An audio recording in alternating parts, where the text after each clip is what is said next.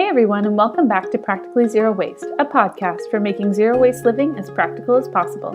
Today I had a conversation with nutrition artist Michelle Jaelin from Hamilton, Ontario, about how to get started in the kitchen with the right tools, the right ingredients, and the right mindset. Cooking a meal at home doesn't have to be daunting, and it's a great way to start reducing waste in your own home. So let's get to it. Hey Michelle. Hey Elspeth. Tell me, what is a nutrition artist? So I have an art degree and I'm really into the arts. But then I also went back to school to become a registered dietitian, a nutritionist. So what I've noticed now in my career is that I've kind of been doing both things where, yes, I mean, I do art stuff, but I don't work in a traditional nutrition registered dietitian setting. Like I don't work in acute care in a hospital or in a long-term care facility. Like the stuff I do is more with media and nutrition communication, and there's a real art to communication. I find it's dietetics is a science that is delivered through the arts. I would say it makes me a more effective communicator. So that's how that came about. That's awesome. My skills. Thank you. So what does that look like in a regular day for you? So every day is different. If I have a TV segment, I am up very early and go over to the station, wherever it is. Could be breakfast television, could be CHCH Morning Live in Hamilton, which is where I live.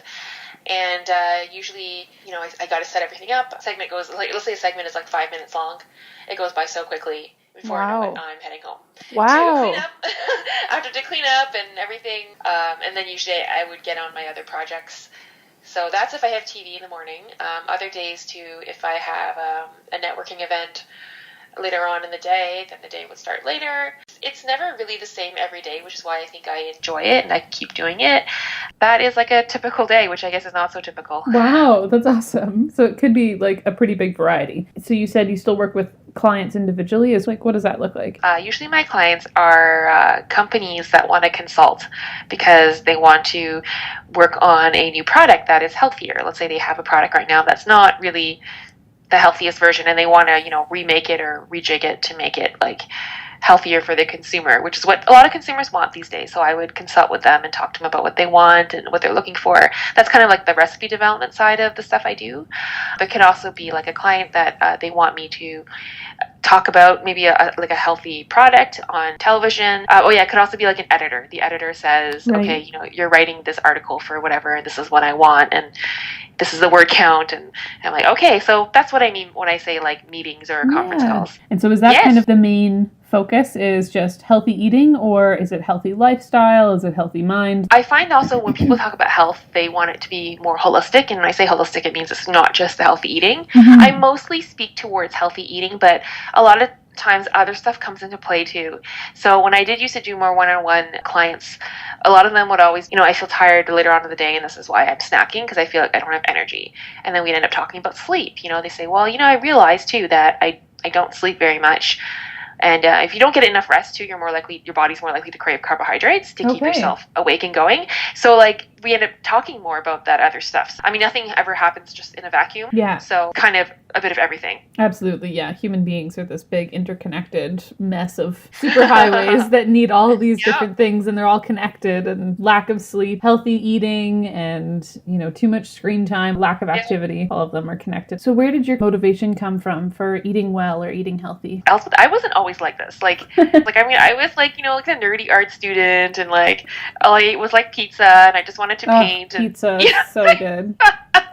I wasn't really always into this kind of thing until in university I realized that if I had gotten more activity, I would be able to manage stress better. If I did yoga, it would help with kind of the anxiety of exams or assignments and that kind of thing. And that's kind of where I got my start getting interested in this kind of thing, was just realizing that the kind of activity I did and what I put into my body can actually impact how I felt.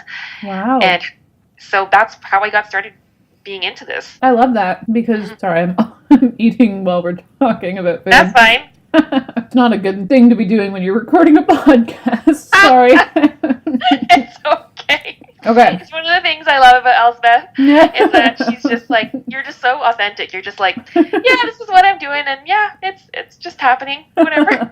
It's great. Yeah, it's exactly. Wonderful parent. Oh, thank you.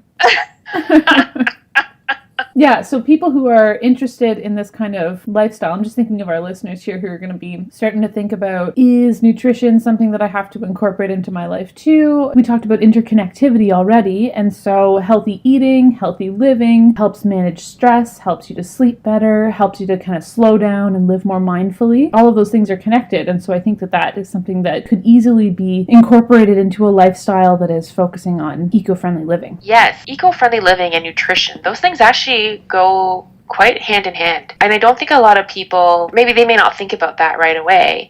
But just, for example, like when you think more about, having a healthy meal, let's say, for example, you're going to cook yourself dinner. The amount of packaging, for example, that you use when you cook your own meals is a lot less than if you were going to go and get takeout at a restaurant. Or like, you ever notice you go to like a fast food restaurant and you get a paper bag. Styrofoam container and your plastic cutlery and your double plastic bag to keep it from leaking. And when you think more about, oh yes, so tonight I'm going to cook for myself and I'm going to make this, or I'm going to cook for my family, or like you pack your lunch, for example. The food you pack from home is always healthier than what you get, almost always than what you would go out get at a store. You're going to have to put it in a Tupperware or like a glass container or something. You're going to reuse it. You're going to wash it. You're not going to just throw away the packaging like if you didn't maybe think about the nutrition aspect and just went over to like the fast food restaurant and just got whatever was there, right? Exactly, yeah. And even there are fast food options that are decidedly healthier than going to McDonald's. But even then, if you're trying to be more conscious of what you are putting into your body,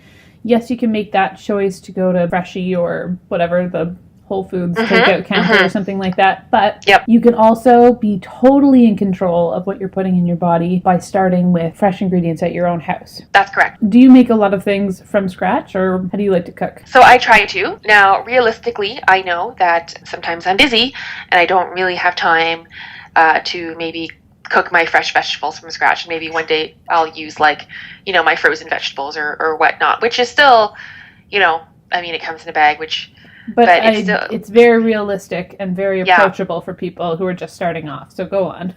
Yes. So I will try to, if I cook, let's say, for example, I'm making rice or I'm making beans, I would try to do the dried beans, but that can be challenging for a lot of people. Although even if I'm going and I get like a canned beans or whatever, like at least I know I can recycle my tin. Exactly. Yeah. So I don't feel so bad about, wasting. And I mean, beans are still healthy. So, and also more economical. Like they're much cheaper than buying like beef or, whatever other like meat, like, or fish. Like those are expensive proteins. Exactly. Right? Yeah. So when I cook too, I wouldn't say I use also in terms of equipment. I don't use, like I have my certain staple ones. Like I always have like my big kind of skillet. Yeah. Very versatile. You can use it for many different things. If I'm making like a pasta, I can do it in there. I can also use it for like a stir fry or to steam veggies or something if I wanted to, just by adding a bit of water in the pan, a little bit of oil, and then putting the lid on top. So it doesn't require a lot. In terms of utensils, like I would use like my kitchen tongs. I always use my kitchen tongs for many, many different things. And you don't really need a lot of fancy equipment, I don't think. I mean, even though I do have some of that stuff. Yeah. Stand mixer, which not everyone needs, or I still make a lot of my stuff. Like I love actually just using a mixing bowl and having the whisk. I actually love doing that. I don't know, it makes me feel satisfied. It just makes you feel good. You just feel like I'm a chef. Look at me. I got an apron and a whisk and a floppy hat. That's great. Yeah. And it's nice to hear that. I think for a lot of people, cooking can be really daunting for all kinds of different reasons. Yeah. And one of the reasons, besides, I don't have the time, is I don't have the basic skills. And so the basic skills can either be knowledge, but also it can stem from not knowing how to use your main tools, like you said. So you've got your skillet, you've got maybe a cutting board and a really sharp knife is important, because if you have a dull knife, then it makes chopping veggies really hard and you're just going to give up. You're going to be like, well, what if I just bought it pre-chopped in a package for a little bit more money? Yeah. And so, or one of my ways of motivating myself to cook is to have some good tools to be able to work with. And then also just a basic recipe that I can work off of. So it's not something that's super fancy, that's like separate the whites from the yolks in your egg. And like, not that that's super fancy, but also that's not your average recipe. And so it's nice to have some basic recipes, some basic skills, and some basic tools to work with all together. And I think that combined can really help kickstart your cooking experience. But do you have any other tips for people who are looking to make stuff at home? So one of the ways I first started getting interested in cooking was through watching the Food Network. Oh, which, hey. I mean, the Food Network has changed. I mean, they have more of those competition shows now. I think more of that stuff has probably moved towards YouTube, even what you find online. And I actually find some of that stuff, if you want to just Google, like, how to make, you go to, or like those how-to websites, like how to make lentils, like something like that. It's just, and it's like step by step. There's like picture for everything. And there's videos too. It's like you're watching the Food Network, but you just get to watch all those tasty videos or all of those ones that just step by step. This is how you do it. And the great thing is you can hit pause, wind it, I love that. And because everything looks so beautiful. Then it's inspiring. It's inspiring. Even if my stuff doesn't turn out looking as nice as that, that's okay. And I think that's also why some people get intimidated, is they see all these beautiful dishes on, Instagram or on the internet, or it doesn't have to look that way. You're cooking to feed yourself, not going in a magazine or anything. So yeah, I love that. And so what are the ways that you found cooking from scratch or cooking from home has improved your diet? Like a couple of average meals that you would make during the week that are different from your pizza university days. Yeah, I know, pizza, what a student staple. I mean, I still make pizza. I made it last night. But what are some other options other than pizza that people can make that are pretty good staples? One of the easiest things that I hope, but not everyone, learn to make is pasta. Yeah. Great. I would go for like a whole grain pasta. Just depending on what kind you buy, you don't have to get the one.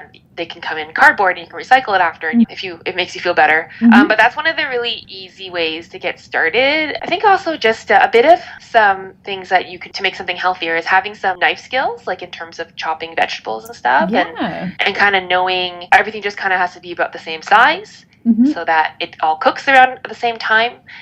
Which might take a little bit of practice if you were to throw that into a pan and like some of your vegetables or something, with a little bit of oil and some salt or that kind of thing. That's a way you're kind of starting off cooking healthy veggie side dishes, or that can go onto your pasta or that kind of thing. I guess soup is a little bit hard. I would say soup is... Yeah, let's talk about soup. Okay, let's talk about soup. I think when you first make your own soup, it's so satisfying. You just feel like so good about it. Yeah. Rather than opening a can, you start a bit of your oil and into your big soup bucket and your vegetables, or your onions, or whatever else, your garlic, whatever you're using, carrots, celery, spices, whatever spices you want to use. And I actually find if you're making chicken soup, one of my best secrets for a really unique flavor to chicken soup is add a bit of curry powder. Oh, okay. Just like a small amount, like half a teaspoon. Okay. What it does to the broth, going back to where we were talking about, so you add your vegetables, and let's say you add your chicken, let's say we're making chicken soup, and then you add your water and maybe some stock if you wanted to, like your own vegetable stock. After that, you probably taste it and see how it tastes. You might want to add a bit of salt or pepper or whatnot, but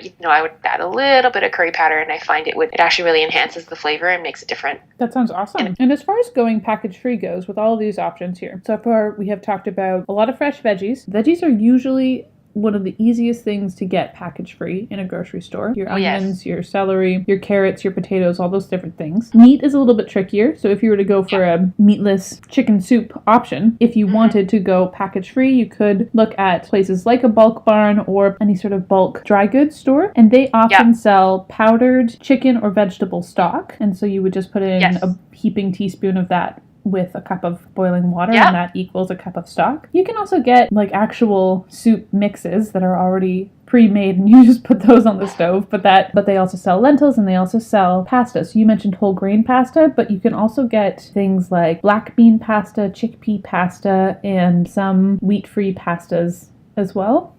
All from Bulk Barn. They're not sponsoring this at all. I just really love Bulk Barn. So, just to put that out there, that if you are ever in some sort of bulk food store, just go through every aisle to kind of see what's actually available to you, because that is going to inspire you to try new things that you maybe didn't know about before, but also just let you know that those things exist in bulk and package free. That's a great tip. So back to soup or other meals. So we've got soup, we've got a pasta. What's one more thing that somebody might try making from scratch? What I actually do for my own Chinese background, I make stuff like fried rice thing, and obviously healthier than if you get in the restaurant or if you were to buy. Because I'm making it myself, and I can kind of control what I'm putting in it. I use a rice cooker. And then I would take, usually like lentils, and they cook really well in the rice cooker. And then if I want to make it more flavorful, I might fry it and make kind of like a fried rice kind of thing. Nice. And that's when I can throw in some vegetables or some eggs or something like that. Let's say I want to make a one that's a vegetarian, so I just have maybe beans and I have eggs and I have vegetables and I have the brown rice itself. It makes the meal more complete nutritionally. Yeah. Because I've got the proteins, but I've also got the fiber. And then also I have all the vitamins and minerals from like the vegetables I'm adding, whatever that might be. Usually I just kind of go with what I see on sale or what stir fries well. Do you kind of shop with any sort of meal plan in mind or a grocery list, or do you kind of go with what's, maybe packaged for you and available sort of thing? Kind of do a bit of both. I find I tend to look at the flyers. I want to see, or you can go online and check, and I want to see, what's on special. And I find that actually helps me to plan my meals for the week. That's great. And having a few versatile things like a rice dish, a pasta dish, and a soup as your 3 things that maybe you'll make in large quantities. Having a few basic, versatile recipes that can be adapted based on what veggies were available or what was on sale at Bulk Barn or something like that is a really wise way to approach making a meal. And that way it's also like, you're saving money and then you're also buying what's in season. So in a way you're kind of like supporting the farmer in that way as well. So there's this homemade granola recipe that is basically like a guideline recipe that I use. It says you need 4 cups of oats, but instead of having it all be oats, you could substitute 1 cup of that for shredded coconut. You could substitute 1 cup of that for something else. And then you could have 1 cup of nuts, but it could be whatever kind of nuts you want. It needs a 1/3 cup of sweetener. So that could be honey, that could be maple syrup, it could be agave, it could be brown sugar. And so the recipe goes on. You need oil, but it's very versatile and open-ended. Yeah. So if you're like, I don't really like olive oil, I would prefer to have coconut oil, you can do that, and it's just the same measurements for everything. It would be awesome to see that as a guide for people who wanted to start cooking from home. Yeah. For a stir fry, for a soup, for a basic pasta sauce. You can just swap in whatever things you want to make it still work. Someone should do that. Maybe a dietitian. Yeah, when I used to do meal plans for people. Oh, really? That was what it was. It was like, pretty much, it would be like, okay, so this is dinner. You're going to get 1 starch, you're going to get 1 protein, and then you're going to get 2 vegetables. And that way, they can customize it. And then eventually, you kind of figure it out yourself where you're kind of like, okay, and you just kind of know in your head how you're going to plan it out. So you just have that basic structure in the back of your mind, and you know that, I can buy this, and then I can buy this, and I'll put it all together, and it becomes a meal. That's right. I wonder what else is daunting for people that prevents them from wanting to cook from home. Yeah, I think time is a big factor. Yeah. Most people don't know what they're having for dinner half an hour before dinner is served. And that's just very realistic, I think, with a lot of people. I think people feel like they're pressed for time or they're busy or something. I don't know what it is, but that's what I see happening a lot. And for parents, I think if someone's a parent, I think what they don't want is they really don't want to go grab that pizza or take out pizza for their family, but sometimes they feel like they don't have a choice. So I think that's a big thing that is a challenge for a lot of people these days. And I wonder if, I don't know, I think that I think about food too much. I am almost always thinking, what am I eating for dinner tonight? Which sounds like I'm just like really hungry all the time. But I think that comes from a love of food and a love of cooking and a love of eating. That's my headspace. But I would like to try and figure out how to encourage people to practically think ahead to what their next meal is going to be. If you're a university student who's planning lunches for your week and bringing them to class, or if you know that you have a busy work schedule in the evenings this week, so what can you put in the crock pot in the morning or take out the night before to defrost in order to have it on time for dinner? I would like to come up with some practical ways to do that. And I think making a meal plan at the start of the week is one way. Do you have any other ideas? Like for myself and my husband, we look at our schedules for the week. Mm-hmm. It's like, who can make dinner this night, right? Or who can cook? I mean, okay, I know it's different for every household. What we'll do is we'll say, okay, so today he has to go into clinic, and I'm working from home, so I'm going to do dinner. Mm-hmm. Tomorrow, it's like the opposite. Tomorrow, I'm going in to do work, and then he's going to prep dinner. So that way, we kind of figure out based on each other's schedules, like how we can kind of plan so that we know who can do what. And if, for example, like let's say I have to do something in the evening, maybe I can get something started and he can finish it. And I also think it's for families too. It kind of helps them to bond a bit better. Who gets home from school, and then someone gets home from school, and then if your kid is old enough, how can they kind of help out or do something? Yeah. And then all the parents get home or after they pick up the kids or I don't know, and then everyone's kind of working together so that it's not all on one person to feed the family. And I mean realistically, I'm not saying this but it tends to be women. Women tend to be being responsible for feeding the kids and the family. But I find when you get the whole family involved, or you get your spouse involved, or that kind of thing, it just makes it a lot easier to kind of plan out. That way you're not frantically trying to figure out what you're going to eat. Yeah. Half an hour before you eat. And I wonder, too, if that's part of the dislike of cooking. It comes from possibly somebody expecting you to cook. And maybe you don't feel like you're very good at it, but you're expected to. And it's too much pressure. And so therefore you just kind of like, fine, frozen pizza it is, frozen lasagna. To be able to incorporate a few home-cooked meals that, number one, reduce packaging, but also are full of whole ingredients or whole foods for you, that's really valuable. And you can feel good about that. You can feel good about yourself for accomplishing something like that. If you get roommates involved or your partner or whoever is sharing a household or a kitchen with you, then that can be nice. So you're not always feeling the burden of having to cook for other people, and it does take away from it being an enjoyable experience. That's right. Oh, man. Using food scraps. So this is kind of taking cooking at home to the next level. What are some ways that you find really effective in using up food scraps that might normally be thrown in the garbage or the compost? Often with food scraps, I'm always trying to think about where I can reduce the amount of food waste. I mean, lately I've actually been not peeling my carrots. Yeah. So, which I was taught, peel your carrots. If you're going to wash them anyway, like. But you know what? If you grew up having to peel, like my dad has this thing, where whenever he eats an apple, he has to peel the skin off. An old school Chinese thing too. And I'm just like, oh, Dad, he has to peel the skin. Skin has a lot of the fiber and the nutrients, right? Yeah. But whatever. Okay. One thing you can do with your scraps is that what I'll do is I'll put them aside, freeze it like in a container or something like that, and then I'll use them to make like a really easy like vegetable stock. How do you do that? So you take all your scraps. So let's say it's like the ends of broccoli or it's kale stems or that kind of thing. And then when I gather enough to when I make a stock, what I do is I have a big pot, fill up my pot with water. I would put my scraps in like just something so that they're not all over the place, like in a cheesecloth or a colander if you have one, and then just boil that. It usually would take about 2 hours, but after it comes to boil, you simmer it. So you don't have to worry about like watching it too much. And so even like onion skins, I'll do it with onion skins. I'll do it with like the parts of the cauliflower.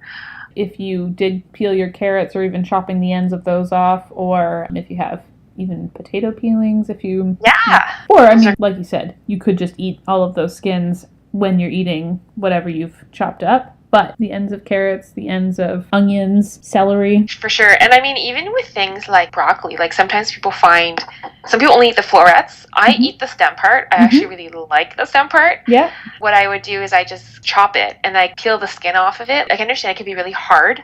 So the parts so I find once you peel the kind of the outer layer and you have the stalk, it's actually quite good if you cook it with the other broccoli. I find it's really good. And then keep those bits, like the outer skin and the bottom, those would go in a stock. And then once they're cooked in your stock water and you've strained all your veggies, if you can compost, those are going to break down in your compost way faster than if they were in there raw. So that's another plus. For sure. And then you'll get really nice soil. Yeah. Well, that's awesome. Oh, another thing with kale stems. My dog loves them. I give them to my dog. Dogs love it. I don't know why. Gotta give it to the dog. She loves the kale stems. And I keep them for her. So when she wants like a nice crunchy snack, she gets the kale stems. That's a great idea. Give your dog kale. Anyways, she just like the leafy part because it's not nice and crunchy. So whatever. So yeah, if you have pets, that's great. Pets love it. If you have a rabbit, they love eating things like give them little scraps too. Anyways, do you have a few packaged items in your everyday staples that you haven't found package-free alternatives for yet, that you really rely on? I don't know if it's like a specialty item at all or things you're not able to find an alternative for yet. Well, if I did all my shopping at the bulk food store, I think I would get everything unpackaged. That would be awesome. I don't even do that. Well, I think certain things that I wouldn't buy at the bulk food store, I find, like I'll buy my peppercorns, like for my pepper mill in the ones that come in a package, I find. I know you can get them at Bulk Barn, but I feel like when it's packaged, the smell is more intense, I find. That is tough with spices, but they replenish their spices basically on a if not weekly then more often than that basis. That's why they do keep those bins so small. Just at Bulk Barn, I know that's their practice. I don't know about maybe smaller independent locations, but yeah, that can be tough to make that call too, right? Because you want everything to be super fresh. I think also when I buy the spices that are in like the little jar or whatever, I find I already have like a little container for it. I don't have to go searching for a small little jar. Like the other day we were shopping and I was trying to find like a nice thing just for my salt, because our old salt shaker was like, I guess it was rusting, which is not a good thing. So I managed to find like a little bamboo kind of container thing to hold my salt that I really liked. Like I find with spices, it could be a little bit challenging. I'm trying to think about what else I do. When I do buy like rice and beans, I usually buy them in a package, like usually in like a large bag. Buying in bulk can still, where you just buy the largest package that you can afford or reasonably carry. That's what we do. Yeah, exactly.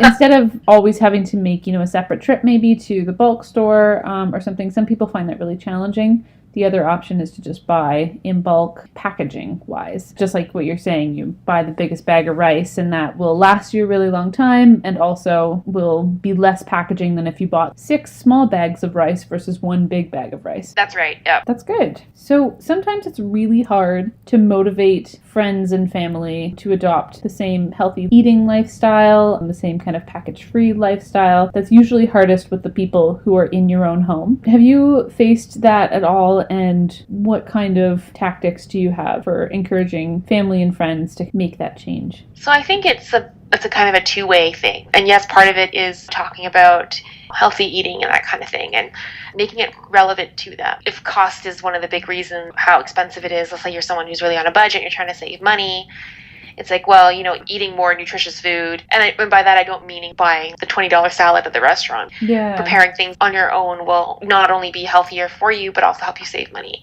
So if it's something like disease prevention, so if somebody has an issue with cholesterol or heart disease, the reason why they're trying to change their eating habits is because they're trying to better manage diabetes. Doing that, can help your body very much so. And the other benefit that comes with it is producing less waste or being better for the planet. Yeah. And the other one too is yourself kind of is leading by example. So like for me, I got my younger sister, before, nutrition wasn't really a big thing for her, but then when it was for me, then she started getting more interested in it too. And now she said she tries to do like meatless meals throughout the week because she wants to eat more plant-based because it's better for the environment, but also just maybe also for like a healthier thing, like, eating a little bit healthier, because usually when you eat more plant-based, you tend to eat more vegetables as well. And fiber and minerals and vitamins that come with that. So I think it's kind of like both of those things. That's great, yeah. Leading by example is definitely something that is probably easier for people rather than saying, you should change, you should eat better. Because it's a big turnoff for people to be told. Oh, totally. Yeah. We even mentioned baked goods, and we haven't talked about those yet. Making baked goods from scratch versus buying cookies in a package. Thoughts on that? Which one's better for you?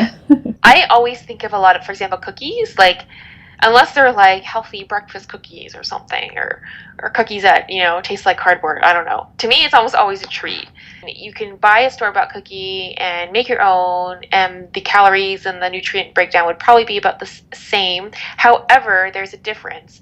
Is that if you're making them yourself, you can adjust the amount of whatever you put in. So let's say you want less sugar. You don't want them as sweet. You can add less sugar. The ones you buy in the store will have preservatives in them. That's what makes them shelf stable. In that way, that is a way where it's not good for you, because they might have trans fats in them. And trans fats are the worst kinds of fats we can eat. They are the kinds of fats that allow foods to remain intact and not spoil at room temperature. Okay. Canada recently implemented trans fat ban. I don't know how long that's going to take to actually take great change. Effect, yeah. But if you make your own, the reason why sometimes, they go stale after a week or they're not as fresh over a certain time is because you didn't add the same preservatives that the ones you bought from the store. That's great, right? yeah. Yeah. So it is better in that way. And then if you find too the ones you're having in the store, it's like, well, I think I would add less chocolate chips, or I would actually alter the recipe to make it healthier. So for example, you would not use white flour in your cookie. You might do a mixture of white flour and whole grain flours, and that way it makes it a healthier cookie. So you can make it healthier. Yeah, or using the natural peanut butter versus like a jar of Skippy or whatever peanut butter. For sure. Ones that are just like, or you could swap it out and use your almond butter or whatever you wanted, and lots of those are just the nut and nothing else in them. Yeah, no added palm oil or Yeah. sugar or what's usually added to things like the cheaper brands of peanut butter in order to make them more spreadable or more smooth or sweeter or whatnot, right? So there's lots of different ways that no matter what you're making from home is going to be more healthy for you in theory and more healthy for you in the long run. Because you have control in your own kitchen, you can also make choices where you're putting too much salt or maybe too much sugar or things like that. So it's a matter of taking the time to learn and to figure out what tastes good without actually being super unhealthy for you. Yes. Oh, something I should recommend for people who are just learning a recipe for the first time. Pick one that makes only 12 muffins or 12 cookies or something, or like just a small batch of pasta sauce or whatever you're doing, just because as you're learning, what if it doesn't turn out? What if you've made this awful concoction? You're like, you know what might taste good together? Mustard and soy sauce. Oh, what a mistake. Partially based on real experience. It was atrocious. Thankfully, I only made a small amount of it. If it becomes inedible because you use salt instead of sugar or whatever the reason, then you're minimizing your food waste. That's right. Good tip. Hopefully you can compost, but even if you can't, you're not throwing out a whole lot of food in your practice stages. Yes. Yeah. So what kind of things can we challenge people this week to try to do to better take care of our bodies and the planet all in one? So I often say start with one small change you want to make this week. Otherwise, it can get very overwhelming. Yeah. There's one thing that you can do. When I used to work with another dietitian, and we would do like a weekly group. It was kind of like a group of people who all wanted to be healthier. These are people in the clinic, and to not make people feel overwhelmed would be like to say, what's one small change you can try to work on this week? So it could be something like, I'm going to try to cook one meatless meal on Monday, and then find a recipe. You know, you're going to make sure your kitchen is stocked with the ingredients you need. And it's always, I find, helpful for you to have someone to keep you accountable. So for us, it was like that group we had, that support group. But I find if you tell someone, this is why people who use Facebook too, a lot of times when I notice people will write things on Facebook to say, like, this is my goal, and this is what I want to do. Oh, well, you already put it up there, so now you got to do it. Yeah. Especially if you have to write pictures to come, and then you have to follow through. Otherwise, people are going to be like, oh, she didn't do it. She's a flop. Or I remember saying to my friend when I talked to her again, I'd be like, hey, did you do that thing you said you're going to do? You know, just to kind of like push, but in a positive way. Kind of like, hey, you said you do that. How did that go? Like, you know, in a supportive sort of way, and remind you gently that you set this challenge up for yourself, this small challenge, and that you need to try to attempt it. Yeah, or to take that challenge with your friend or with your partner or with your roommate to be like, okay, we are each going to pick a recipe this week and learn how to make it from scratch. Or we are each going to pick something in our lives that comes in packaging and see if we can find a package-free alternative. Like, taking a challenge together is usually really effective to be able to motivate each other. For sure. Keep each other accountable. Absolutely. Where can people find you online if they want to learn more about changing their diet or living healthier, that sort of thing? So my website is nutritionartist.com, and on there I was just thinking, this is something I didn't think about to mention till now, but I actually had did a TV segment on how to reduce food waste in your home. What? This was actually back in April for Earth Day. It was on Global TV morning show. If you want, I can give you a link. Yeah, I'll include the link for that in the description box for this podcast. Yeah, and there's a blog post to go with it too, just in case people didn't catch what I was saying, because the TV goes fast. So you can check that out. And also on Instagram and Twitter, I'm at Nutrition Artist. Great. And on Facebook at Nutrition Artist RD. Wonderful. And on YouTube. Oh yes, YouTube. You can just search Michelle Jaelin on YouTube. Well, thanks again for wanting to talk about all these different changes that people can make and how to motivate and be practical all at the same time. Yes, thank you for having me, Elspeth. Thanks again for listening, everyone. If you'd like to learn more from Michelle, you can find her on YouTube, on her website, and on social media at Nutrition Artist. Links in the description box below. I hope you're feeling inspired to use these practical tips and make a few homemade meals this week so you can feel good mentally, physically, and environmentally. Have a great week, everyone, and talk to you soon.